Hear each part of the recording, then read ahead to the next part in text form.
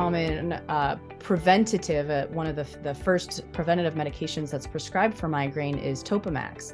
And 53% of women studied on this study showed that they had significant bone loss to the point where they were now diagnosed with osteopenia. And they found a direct correlation between how long they were on the medication and the amount of bone loss they had. So they know that Topamax is contributing to osteoporosis in these women. And then there was the whole new class of medications, and this is the one that actually came to my attention first, is the CGRPs. If you haven't done so already, go ahead and click that subscribe button down below. It's a little red button. You punch that, and it's going to notify you every time we put out a new episode that can help you improve your bone health. And then also, if you haven't done so already, head over to BoneCoach.com, sign up for the free 7-day osteoporosis kickstart. That's going to walk you through everything you need to be doing right now to get on the path to improvement and stronger bones. After you do those two things, go ahead and press play on this episode, and I'll see you inside.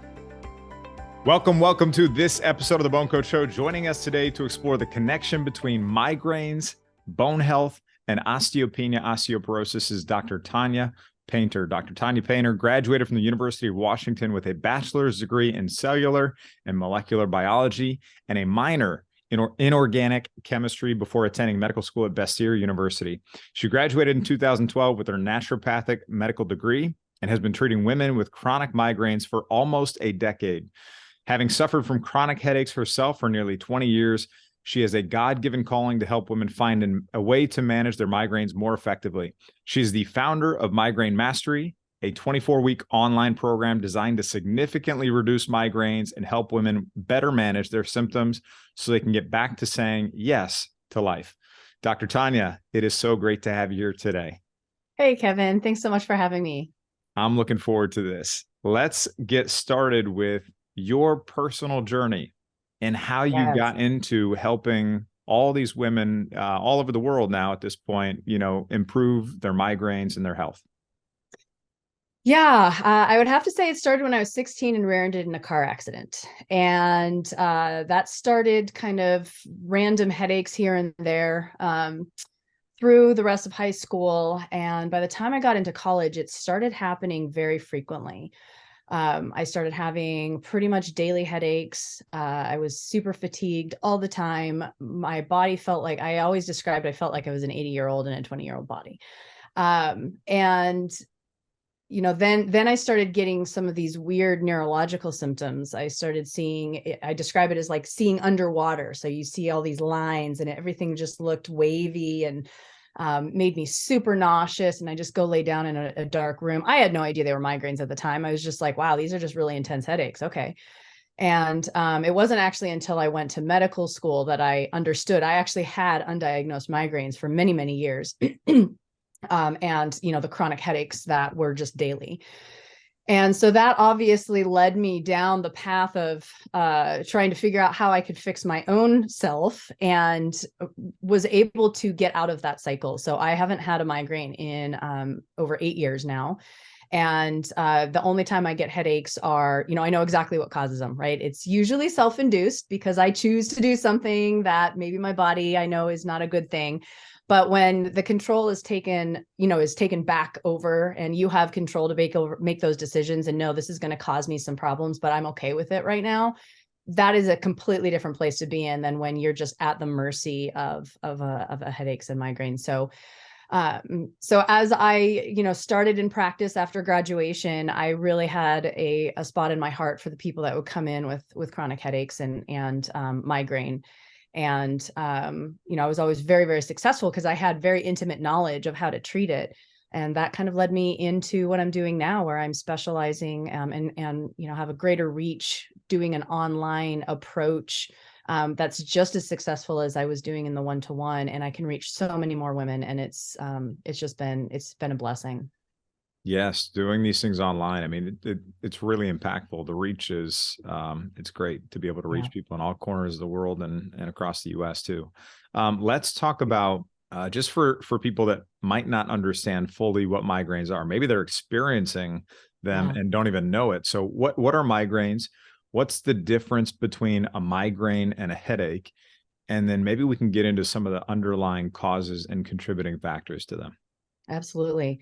Yeah, I think that there are a lot of people that are like I was, where they are experiencing migraines and they just don't know it, or their doctors haven't been. It's a very underprescribed condition, and even so, we know that 1 in 4 people will experience migraine at some point in their life, and chronic migraines are very, very high percentage of sick days and illnesses and things like that. So a headache is what most people think of. A headache is just head pain, right? And that's commonly, that can be triggered by muscle. It can be triggered by, being hungover. It can be triggered by a lot of different things.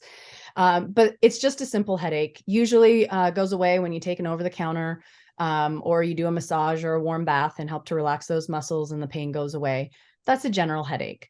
When we're looking at migraines, there's certain diagnostic criteria you have to meet in order to have a diagnosis of migraine. So you have to have at least 5 headaches that last between 4 and 72 hours. So they're usually longer, that are not successfully treated. Like you can't take a medication like an Advil or something and it goes away. So it's not responsive. And it also has a few other things that come along with it, such as it's only on one side of the head as opposed to general head pain, or it's got a pulsating quality, or it causes you to have to avoid doing certain activities like climbing the stairs or something like that. And it's accompanied by nausea, vomiting, photophobia, which is light sensitivity, or sound sensitivity. So if you have a constellation of those symptoms, and it can just feel like an intense headache, but then you have, the weird visual things or whatever, then you're looking at a migraine as opposed to just a regular run-of-the-mill headache. Yeah. And let's talk about maybe some of the other things. How do we, when we're looking at migraines as a whole, what are some of the things that we can do maybe to help improve the migraines once we get them? Like how would you look at this and approach that if somebody's already got migraines?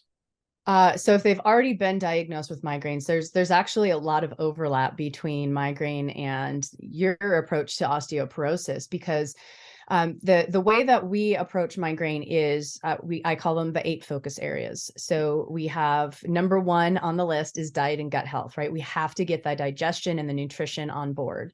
Hormones are huge. Adrenals and stress function, or stress and adrenal function. And then we've got, some genetic factors and some neurotransmitter things that we can take a look at. But generally speaking, from a foundational standpoint, we want to look at how stress is affecting us. So our elevated cortisol levels, how that's affecting inflammation, make sure that we have enough nutrition on board, and, that we're eating enough. When you feel nauseous all the time from these migraines, you don't want to eat. And so, people come to me and they're very calorically restricted. They're not getting a wide variety of foods because the one thing they can control is food that goes in their body. And when they find everything seems to trigger them because their gut is just not where it needs to be, then they end up eating 2 or 3 things. And then they become nutritionally deficient in certain key nutrients that they need. And so we begin with, there's obviously medications and acute abortive things that they can do. And they're usually already on that by the time they come see me. So then we really start working on a lot of the foundational stuff. And number 1 is diet. We need to work on expanding diet. And that freaks a lot of people out because when they've restricted so much, the idea of adding foods in that they know have triggered them in the past is a really hard thing to do. So there's a lot of I won't say counseling work, but just support that they need to understand, like, their body needs that nutrition in order to be able to heal properly. So we really focus in on that for the first little bit. And then we kind of step into some of the more specific individualized treatments that include things like testing hormones, testing neurotransmitters, looking at genetic function and where we need to support things there, and then tailoring not only diet and supplemental things that they can do, but also incorporating a lot of the lifestyle stuff that we know is just healthy in general, getting out and exercising, getting quality sleep, making sure that we're managing our stress properly. Those kinds of things play a huge role in just our overall health, as you know, and how our body responds to inflammation. So we need to make sure we get those pieces on board, and then the rest of it kind of starts falling into place. We'll start seeing reduction in certain types of migraines, but what surprised a lot of people is that there's more than one type. So you could have a hormonal migraine, and you can have a migraine caused by vasodilation in the brain when your blood vessels get big, and that causes increased pressure. Triptans, which is a common medication used for migraines, work really well on that blood vessel one, but it doesn't do squat for a hormone thing. So then we start seeing, okay, well, that's why my medication sometimes works and sometimes doesn't. And that starts to become more clear as the body's getting imbalanced. And we're starting to see, oh, okay, these migraines are actually related to hormones. So let's take a look at this and start addressing this. And so we can kind of unpeel the layers of the onion to really get a better understanding of what's going on.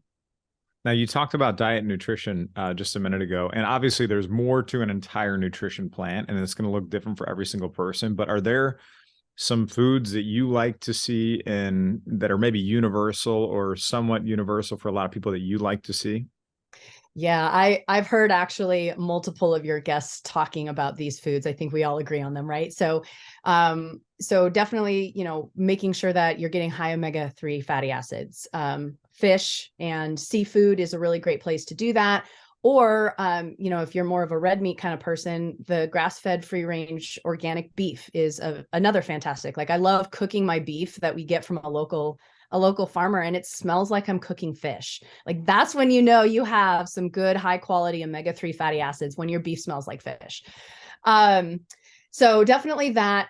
We really emphasize a ton of fruits and vegetables. So there's a lot of research coming out on the health of our gut microbiome, the good bacteria in our gut, and how that plays such a significant role just in general health.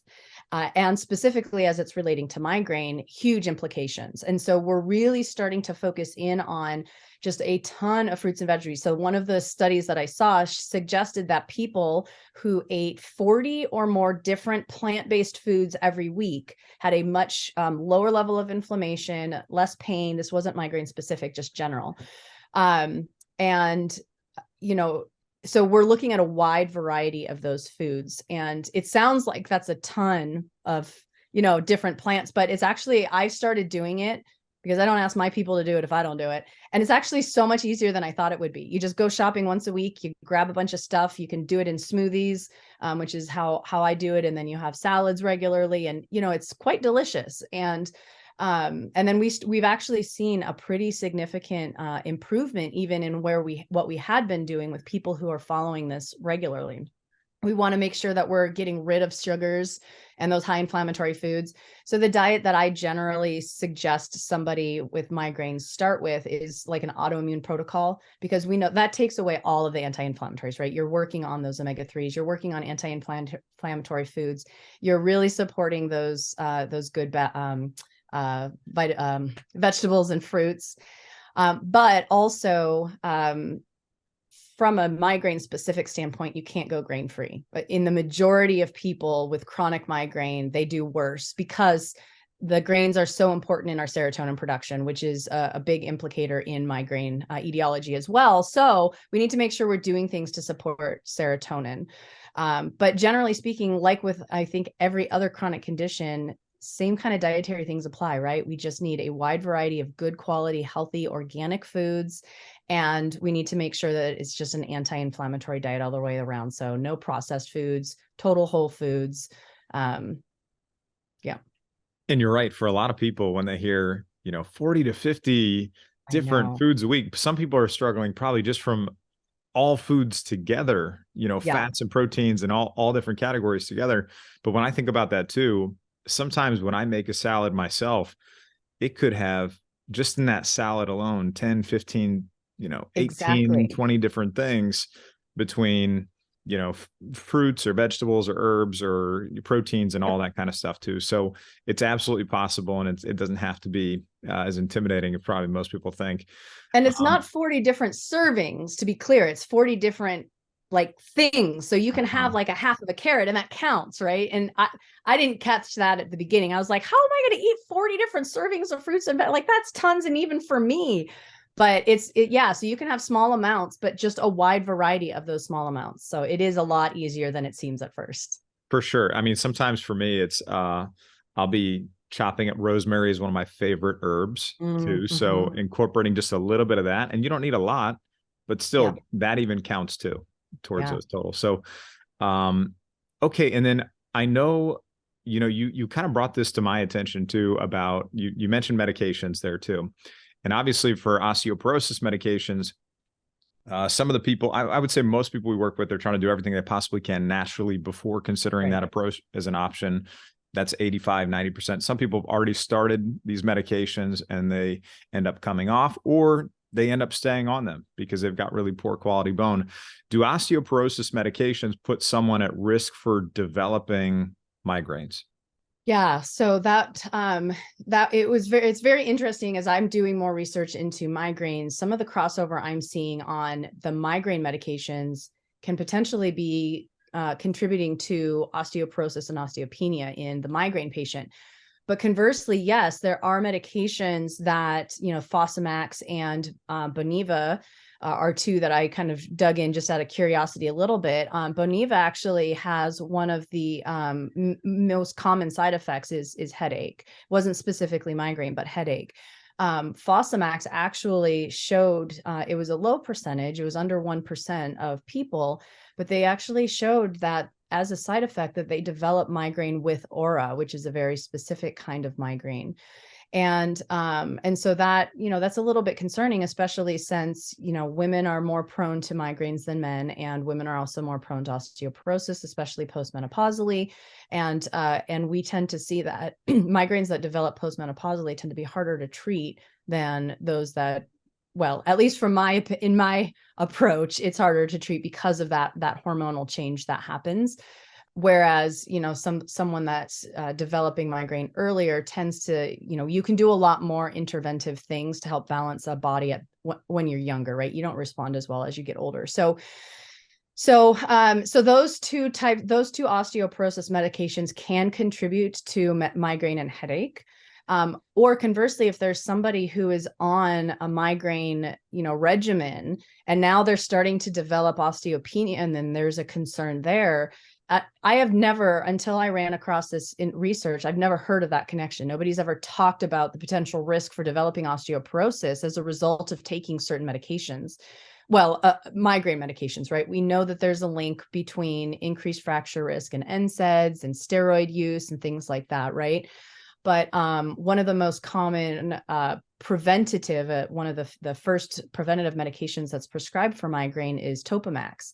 And 53% of women studied on this study showed that they had significant bone loss to the point where they were now diagnosed with osteopenia. And they found a direct correlation between how long they were on the medication and the amount of bone loss they had. So they know that Topamax is contributing to osteoporosis in these women. And then there was the whole new class of medications, and this is the one that actually came to my attention first, is the CGRPs. So CGRP inhibitors and monoclonal antibodies are the newest, latest and greatest migraine medication treatments. But CGRP, so is it okay if I kind of go into a little bit on what this is? Oh, okay. Please do. Yeah, please. Okay. So CGRP it was discovered in the mid 80s. We're still learning how it's really affecting the body. But what we know is that there's two forms. There's the alpha and the beta.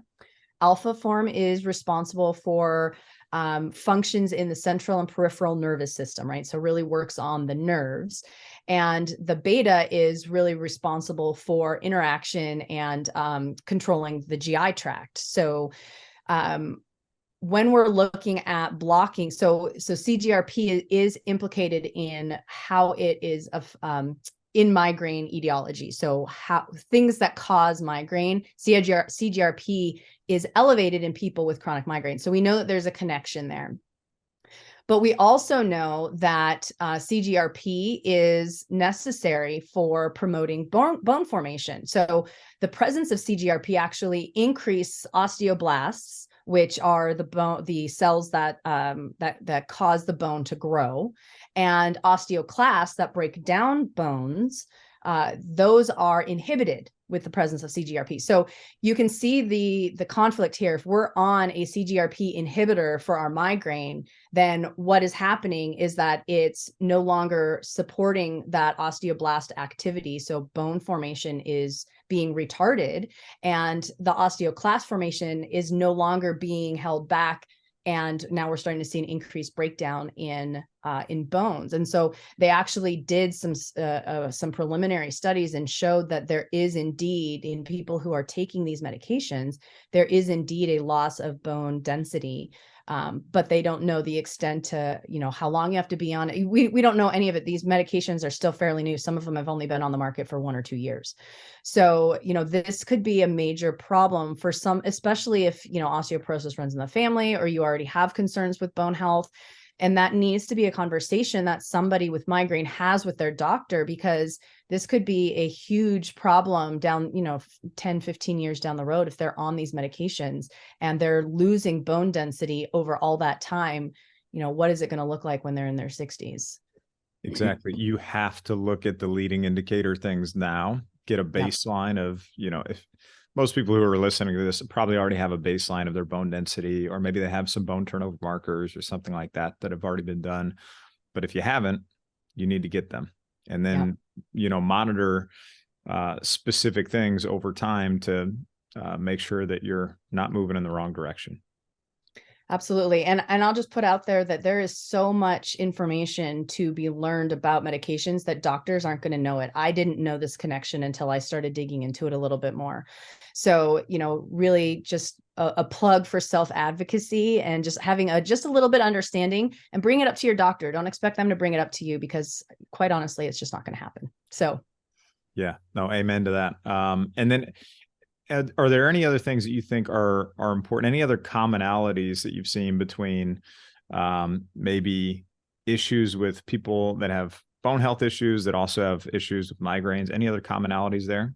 Yeah, I'm really starting to see I know that you have talked about mitochondria multiple times, and several of your guests have kind of talked about the importance of that in osteoporosis, chronic fatigue syndrome, fibromyalgia, and it holds true for migraine as well.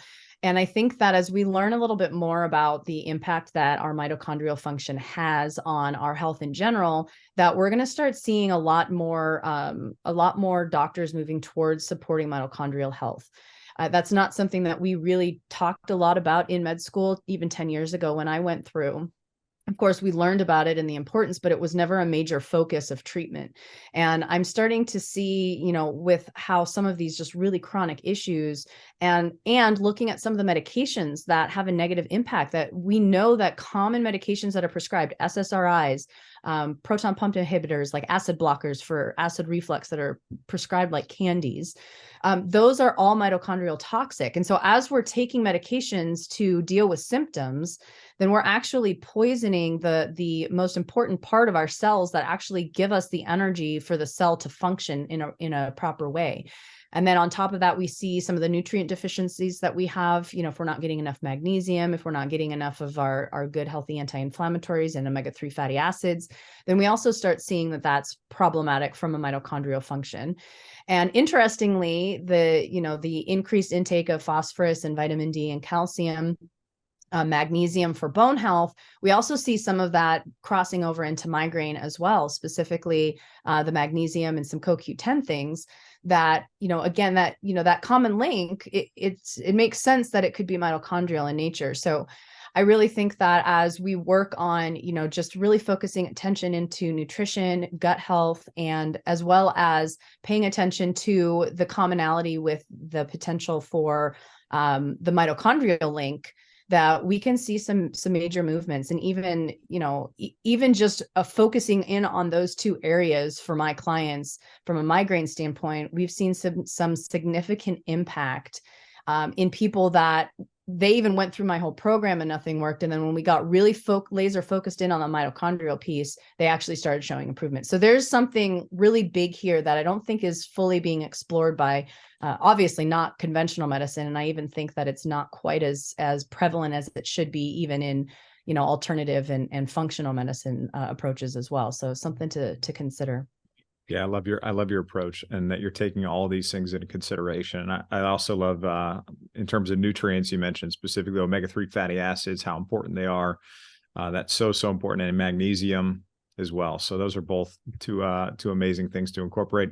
And then what else can somebody do to not only support their bone health, but also make sure they're going to prevent migraines from happening while they're doing it? Yeah, I think really focusing in on lifestyle stuff. And I'm sure that, your audience has heard this a billion times, but I'm going to say it too, Do it. because, really coming down to diet and our stress management, I think are the two biggest influencers in a positive or negative way on our health, whether it's chronic fatigue or hormone imbalance or osteoporosis or migraine. If we're not feeding our body the high density nutritious foods it needs, and we're not, taking time to get out and enjoy nature, to enjoy spending time with family, we're just constantly on the go. We're constantly being stimulated by cell phones and podcasts and, TVs and whatever else that we're doing. If we don't, it's hard to sit still. I find myself doing the same thing. Like if I'm sitting on the couch, just kind of talking with my husband, I find my mind wandering to my phone. Like, oh, I want to go check my email. And it's like, no, so it's like, it's work. You have to actually intentionally say, no, I'm not going to do this because of, we know the neurological changes that it has, the dopamine hits we get. And so we have to train ourselves to kind of step back from technology and allow ourselves the ability to relax. I think that our society does not value, it values busyness. It values, look at all the things that I'm doing and all the activities my kids are involved in, and I have zero time to sit down and take a bath. Like you brag about, reading a book for an hour and a half and taking a bath. People are going to think you're lazy, right? Because that's the society, like you have to be busy. And I think that there's something so important in allowing ourselves to look at it from a different perspective. And I don't say that I'm lazy when I take an hour lunch and sit and read my book and relax. I look at it as I'm doing self-care now, and this is an investment in my health. It's not a money investment, it's a time investment. It helps that I love doing it too. So, but I think that that's just so important. And for the people that come into our program, when we're talking about it, and people can't even find time to cook a healthy meal for themselves because they just don't have time to do it because of all the activities. So we really have to sit down and prioritize, okay, you have engaged in this program with us. How are you going to make this work? Because we have to. And so then as they're starting to say, okay, well, I actually don't have to do this, and I don't have to do this, and I could actually ask my husband to help with this, suddenly they've carved out time that they realize that they didn't have to do it all. And there are resources around them. But when we're so used to doing it, we just kind of go with it. And we think, I can't give up anything. Like there's no other way. So, I think it's just really important for us to just kind of think about that and think about, what does that look like in my life? Like, how can I take my busy life and make it less busy? How can I make things easier for me? How can I incorporate my family one Sunday every month, that for 4 hours, we all just meal prep and then we freeze it. And then suddenly now I have a month's worth of really healthy, nutritious meals that will take me 15 minutes to cook. And, so those kinds of life hacks that we can do to kind of help feed ourselves nutritionally, but also spiritually and emotionally, where we can just sit back and just allow ourselves to be. And we can never have enough reminders of that, Yep. to focus on the diet and nutrition, the stress, the sleep, the exercise, all that stuff. There's never enough reminders, because there's always going to be this ever present, the phone, the dopamine hits, all these things calling us. We're so busy all around us. That's always going to be there. So Yeah. we have to figure out how to make sure we take care of ourselves while all those things are still present. Dr. Tanya, this has been fantastic. Let's talk about where people can find you, and, tell us a little bit about how you support people. Sure. So I have a 12-week course called Migraine Mastery that is available, for people to take a look at on our website at migrainemastery.org. And then if they're more interested in our 24-week course, which is working with me and my team of specialists, then, you know, that option is on there as well. But I have a ton of resources for people. It's at migrainemastery.org/resources. And, you know, there's some dietary stuff. These are all, of course, migraine specific dietary stuff. Some of the, I call it my 48 things list, all the things that we know contribute to migraine. So instead of just a handful of medication options, you have a lot of other things that you can explore to really start digging down into what's causing stuff. So there's a few different things on there. We're on YouTube at Migraine Mastery and Migraine Free Life. And we also have a Facebook group, Migraine Mastery and my migraine support group. So love it. Lots of support options. We're going to link to the resources Dr. Tanya pointed out just there. And, you know, if you've listened to this and you found it helpful, and as always, you know, if you're not on the YouTube channel yet, go over to the YouTube channel at BoneCoach, and all the other social channels on Instagram are at BoneCoach Kevin, and then at BoneCoach on Facebook. And TikTok is still budding. It's still just trying to get that one off the ground. It's not working out yet. And then for the podcast, make sure you subscribe. And if you find this helpful, make sure you leave a review and let us know how we're doing. So Dr. Tanya, I want to thank you again so much for your time. For everybody listening, you can find all the resources, show notes, everything mentioned here today over at bonecoach.com/Tanya Paynter, Migraine Mastery, Osteoporosis. I want to thank everyone again so much for your time. We'll see you in the next episode. Hey, it's BoneCoach Kevin Ellis. Hope you found that episode helpful and that you enjoyed it. Just one last reminder, if you haven't done so already, head over to bonecoach.com, sign up for your free 7-day osteoporosis kickstart. It's going to tell you everything you need to do to start getting on the path to improvement. Hope you found this helpful. I'm your Bone Coach, Kevin Ellis. I'll see you soon.